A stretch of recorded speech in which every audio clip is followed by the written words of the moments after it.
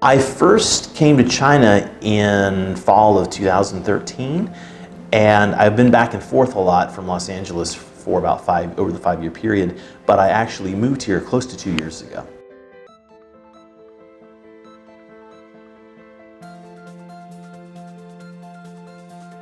Hi, I'm Brendan Davis. I am a film producer and consultant and also host of a podcast called Big Fish in the Middle Kingdom here in Beijing, China.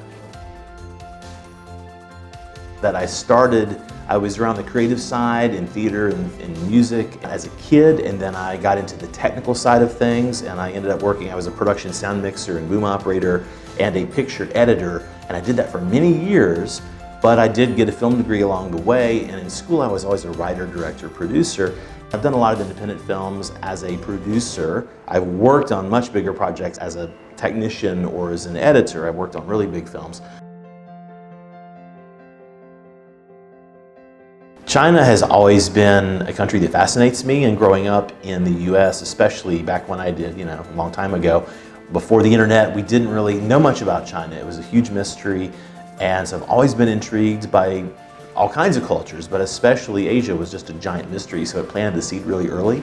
And cutting way ahead in the story is that I had a lot of friends and clients and met a lot of people from all over the world in Los Angeles, but I ended up working a lot with Chinese friends, producers.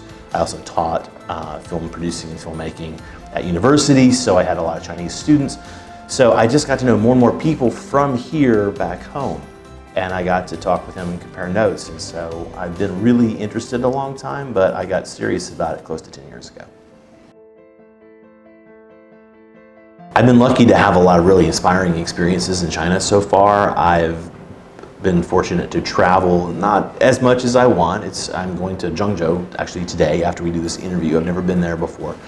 But I have been to about 9 or 10 cities within China. I've been to the far west. I've traveled throughout Shanghai, Hong Kong, I've been into Inner Mongolia and sort of parts in between. And I've seen this diversity of people and places and how each area of China is really its own territory. Just amazing. And I would not have these experiences without the film business. It's been great. My favorite thing about Beijing is probably the diversity of everything. People, food, locations, sights and sounds.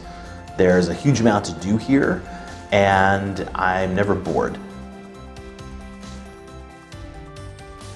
But in terms of things I don't love about Beijing, I would simply say that, I don't love, this is really personal, I don't love that it's so hard for me to learn Chinese, which is not Beijing's fault.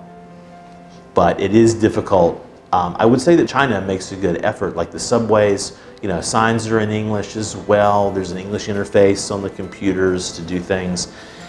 It's as friendly as they probably can make it, and it's getting better. But there's still a learning curve, but again, that's mostly on me. That's not China's fault. I encourage people to be open to China. China has gone through this historic, and is in the middle of this historic rise right now, trying to figure out how to deal with this massive population, all these resources, and as well as dealing with the environmental issues that arise from this rapid development. I think there's a degree of patience required. China will test your patience, but it will also prove to you what commitment can result in. You see, Chinese people are very dedicated to overcoming problems. There's a spirit of teamwork that is really inspiring, and I'm honored to learn from that by being here.